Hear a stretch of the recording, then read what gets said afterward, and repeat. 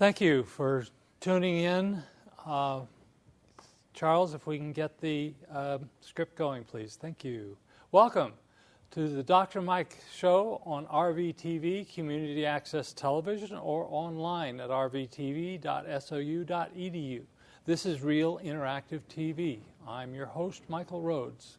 I'm not a real doctor. I have a master's degree in psychology and education. Also, I have a CADC3, which deals with chemical dependency and related disorders, including compulsive conditions. I'm in private practice in Medford, which features extended sessions. If you've ever been in counseling, have you found that you get to just beginning to get to the important stuff and your hour is over? As a clinician, I find it very frustrating and dissatisfying. So in my practice, I work until we both feel we are complete. I find that is such a much more satisfying approach. And for more information, you may email me at passabilities, P-A-S-A-B-I-L-I-T-I-E-S, @gmail.com. I have about 25 years of experience in the field, which is now developing in some amazing ways. Exploring these new frontiers is what this program is all about. Here's the interactive part. You can log on to the Dr. Mike event on the Google Hangout. To watch previous episodes of Dr. Mike, go to archive.org, search Dr. Mike and my last name, Rhoades, R-H-O-A-D-E-S. If you're interested in viewing video of my class series on panic, anxiety, stress, and anger, also on archive.org. Search terms PASA, P-A-S-A, and Rhoades.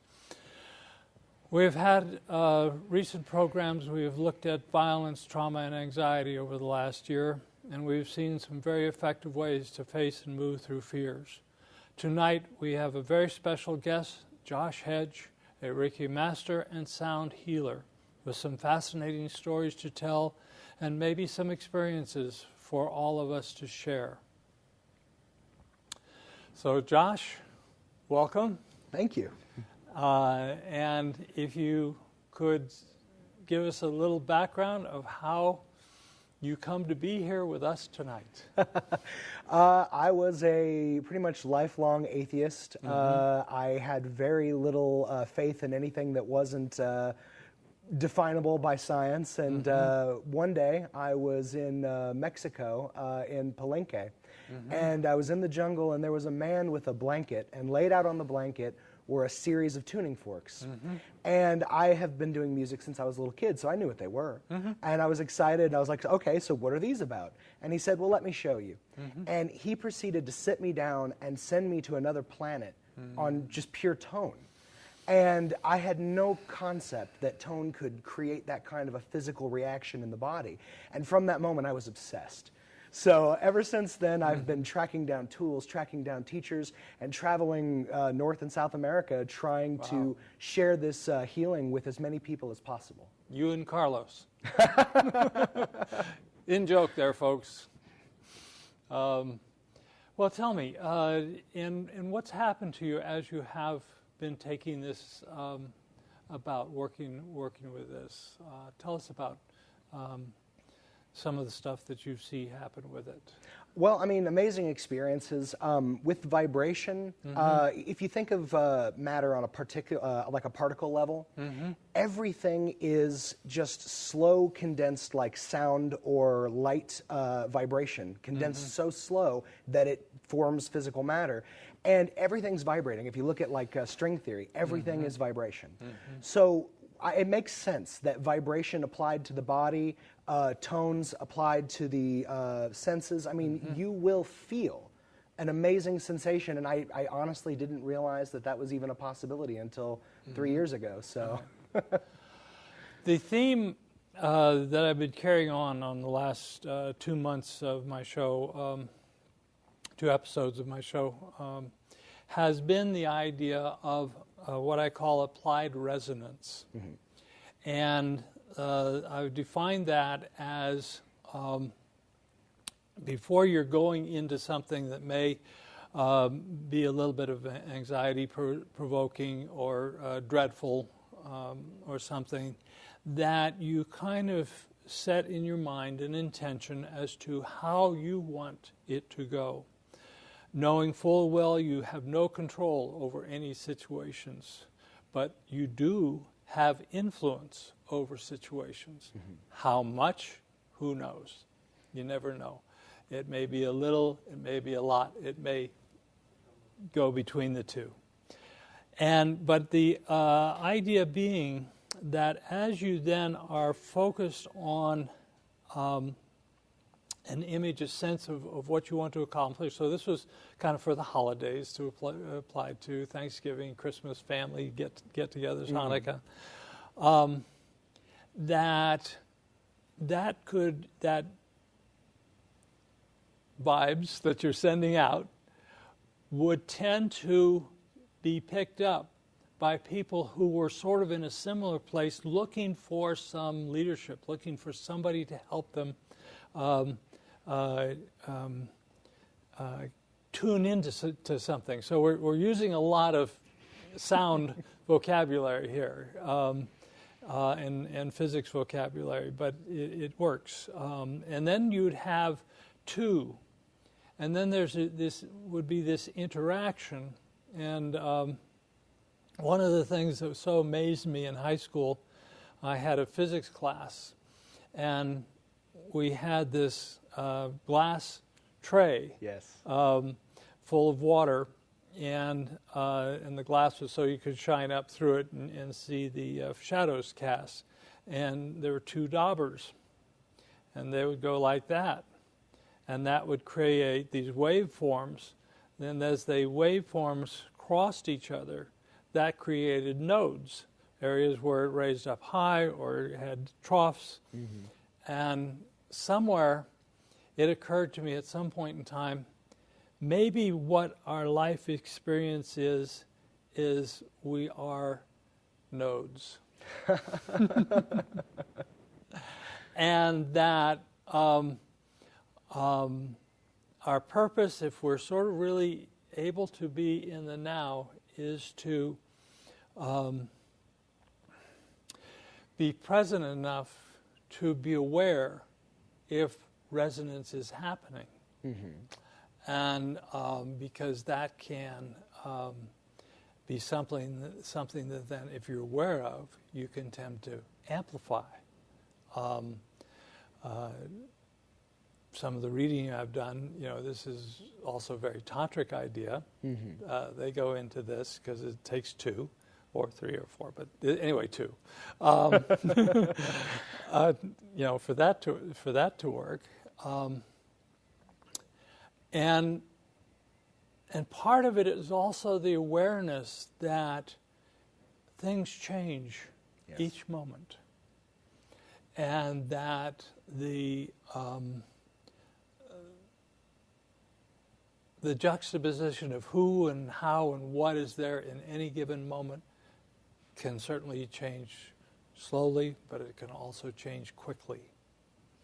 And so it's like appreciating that fact of bringing us present. Okay, so where are we going with this? What is your mission statement? Well, my mission is this. I want people to awaken themselves to the reality that there's a lot more to this world than what we can measure with our limited senses and the tools that we create with those senses. We have some amazing scientific breakthroughs, and I'm not knocking science. I love science. That's where I got my, I cut my teeth, But honestly, I learned that there are just things that we have not yet developed the ability to measure. These are real forces, real energetic things that are happening all around us at all times.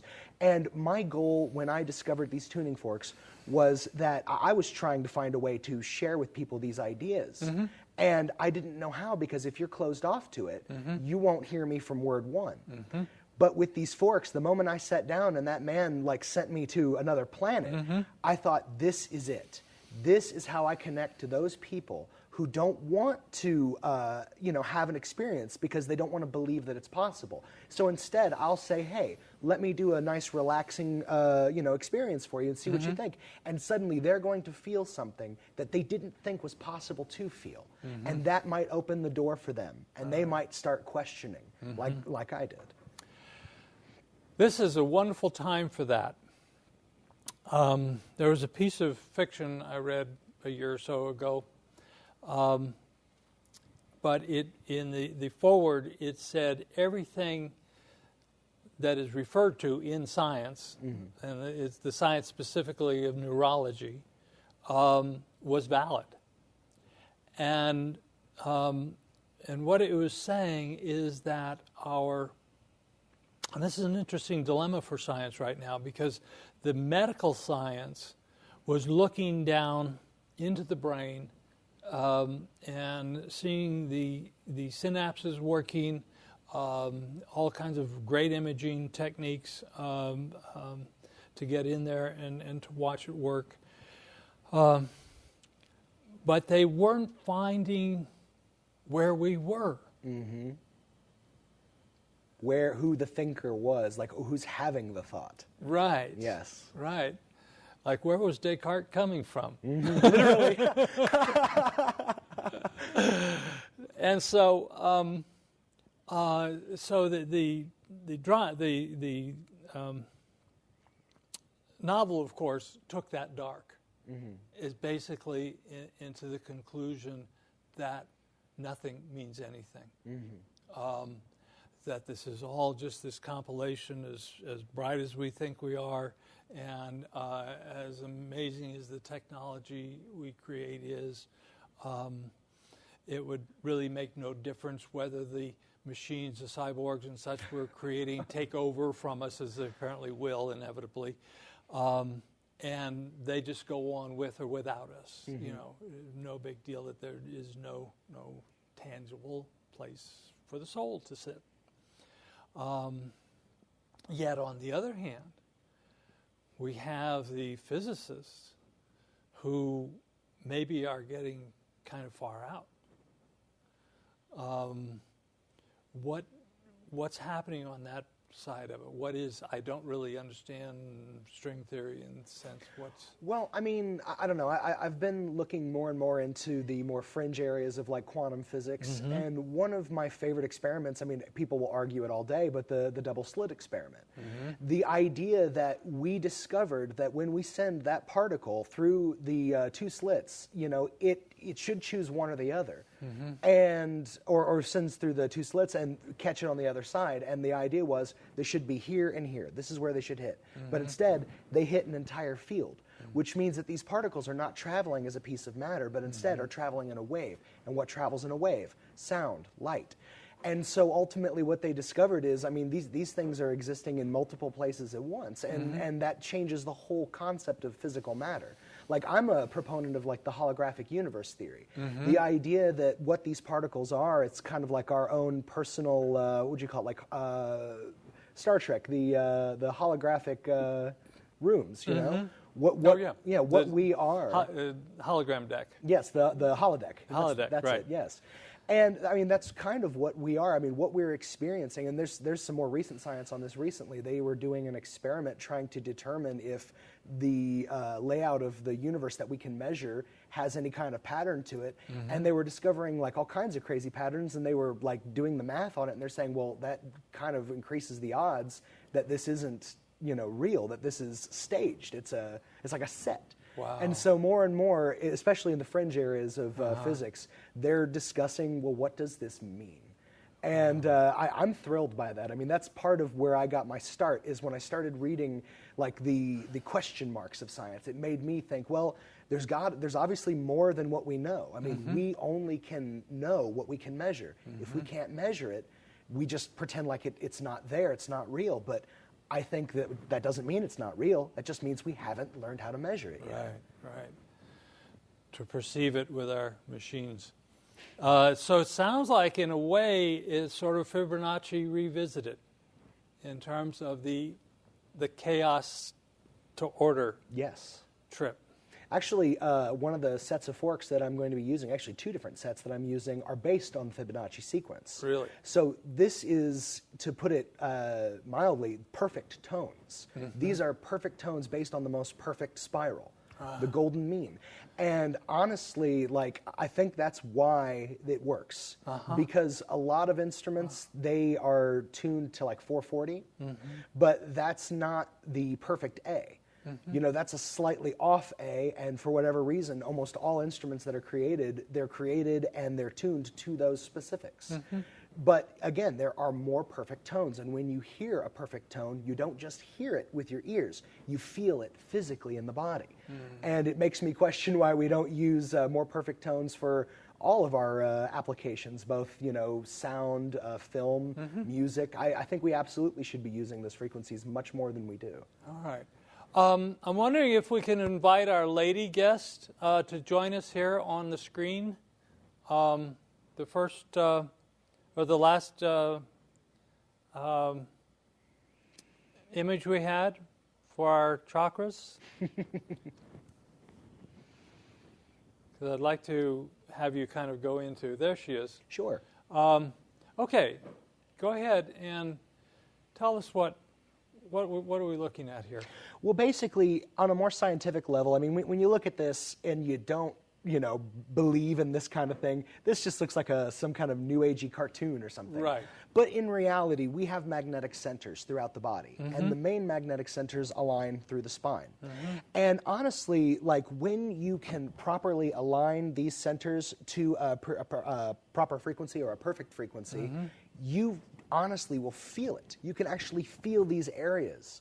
And I've had some people like feel their chakras opening for the first time on my table.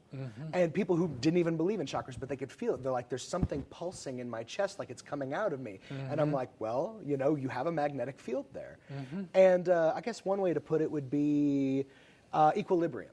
So if I apply a perfect tone or a perfect frequency to these different magnetic zones along the spine, that zone, when it's exposed to that perfect frequency, is trying to reach equilibrium. It wants to match that same frequency that it's being bombarded with, if you will. And that is a big part of how you would adjust the chakras of the body. Again, call them chakras, call them your magnetic centers, but we all have magnetic fields. Or plexus. Yes. Yeah. Okay, so it sounds like what happens here is a profound opening. How do you manage that?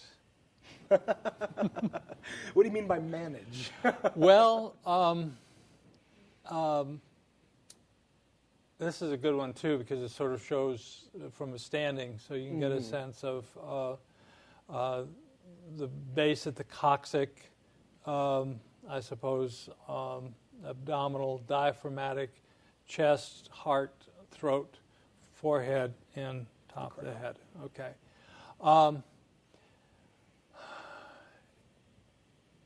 Okay, so I wanted you to define terms. Okay. Define another planet. When I say another planet, that's just a cute way of putting it, but it was a lifting sensation. It was a, it felt like I was like rising from my body. I was sitting on the ground. And the next thing I know, I am raising up. I am leaving my body. And I wasn't planning on leaving my body. I was pretty attached. But I went with it, and it floored me. You know, I had never, like only once when I was using, I think it was binaural and monaural beats, I had felt for like a split second that slight, my body like raising from the space that I was sitting in. But it was like a flash of light. It went so quick. But this was something that I was experiencing as the tones were continuing, and I was like, this is real. I'm really feeling something that I've never felt physically in my entire life. You know? So, I mean, if you're asking, like, how do I manage it, like, for me, my goal is this. Think about, I don't know, like the copper bracelets that you see people wear all the time who have arthritis. Those magnetized bracelets, the concept is they spin the iron particles in the blood at a slightly different rate, and that helps to move everything through a little bit faster, a little bit less inflammation. My aunt swears by them. I convinced her to try them, and she wears them on wrists and ankles now. And we're doing a similar kind of thing. We're basically adjusting the magnetics of the body. When you are in alignment, think of the body like a guitar. Each of these different chakras is a different string. And when you adjust a chakra, I mean, you can feel it, you'll get experience from it. But when they are all aligned together, like a guitar, and they are all aligned to the same kind of a frequency set, harmony, You like, wow. And that's how I see it. I'm trying to attune people like guitars. I'm trying to give them their first experience at feeling all of their magnetics in order at once. Wow. Because that's not something you usually get to experience without working at it. That brings up a lot of thoughts here. But basically, we're a 7-string guitar. Yeah. Not worrying about the drones behind them. Yes. Okay. Yeah, because in terms of what's going on today, we have this splitting, this almost like a cell dividing happening, where financially there's a concentration of wealth and power in one area up here, and yet the problem is that the people who are born into that situation, what is it they do? What is their second act other than to act out? I mean, because what is there left to do? And so that gets into a whole next question here is, if we got to the point, which is certainly possible now, where everybody could be fed, everybody could be housed, if we weren't so addicted to the power structure. Yes. And then it'd be, okay, then what?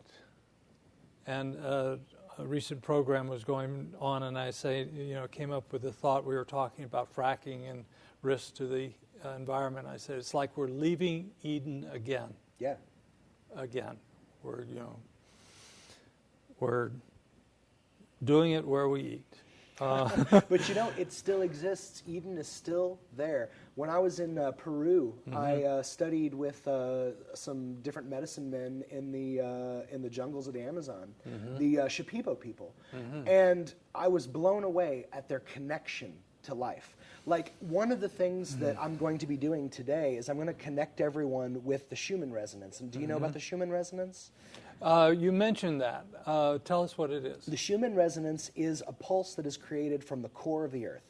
And this pulse is happening at all times, and it's so low that you're not going to hear it, you're not going to feel it. But it's there. It's a constant. And what they discovered in the 70s, they did an experiment where they put a bunch of college kids in these shielded bunkers where they couldn't receive that background frequency that's just there for everyone. Yeah. Within days, they were sick. And within a week, they were so sick they had to end the experiment. Well, they reran the experiment. This time, same shielded bunkers, but when the students started getting sick, they used an artificial generator of the same frequency. As soon as they turned it on, within 30 minutes, the students were perfect. And now, up on the International Space Station, there is a generator of that frequency. There literally is a frequency that connects all life on this planet that we need to live. Yes. And I'm going to be using that frequency to run a little experiment with everyone, you and everyone at home. All right. And this way, everyone can experience a grounding, or basically a connection to that frequency that is being created by the earth. Right.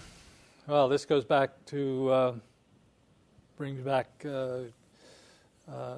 Lowen's ideas of grounding. He sort of came after Wilhelm Reich, and who sort of got the whole idea of energy going. And so, we're ready to take it to some new levels.